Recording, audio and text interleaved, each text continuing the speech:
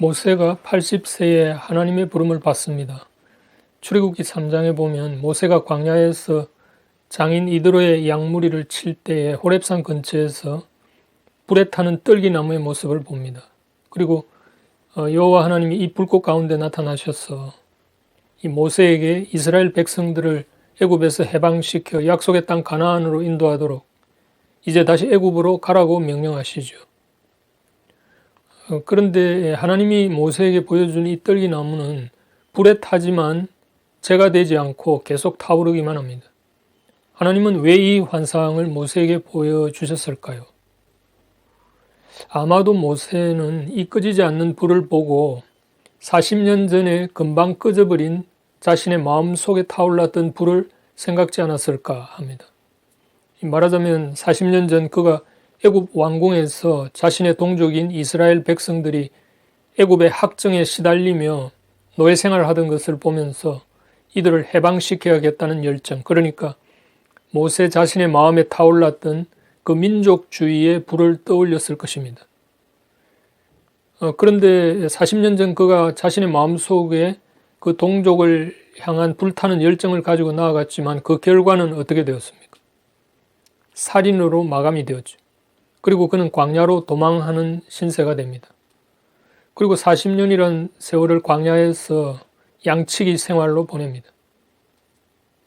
이제 모세는 80세에 이 꺼지지 않는 떨기나무의 불을 보면서 하나님의 부름을 받았을 때 아마도 그는 40년 전에 그의 마음속에 품었던 그 불, 그러니까 금방 꺼져서 사그라진 그 자신의 초라한 열심과 열정을 떠올리지 않았을까 합니다. 그는 아마도 40년 전에 그 혈기왕성했던 열정과 꿈이 얼마나 보잘것없는 것인지를 이 광야 40년의 도피 생활을 하면서 철저히 깨달았을 겁니다. 이제 80세가 된 모세는 자신의 열심과 열정이 모두 사그러지고 자신이 아무것도 할 수 없다고 생각하는 바로 그 순간에 하나님은 비로소 그에게 찾아오셔서 그에게 사명을 주십니다.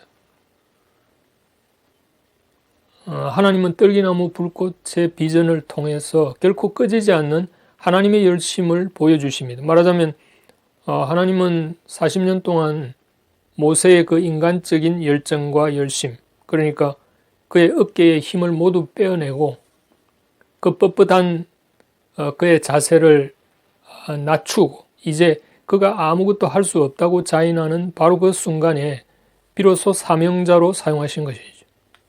그 하나님의 열심, 그 꺼지지 않는 하나님의 불을 가지고 그는 또 다른 40년, 곧 이스라엘 백성들을 애굽에서 해방시켜 가나안으로 인도하는 여정의 지도자로 쓰임받게 된 것이죠.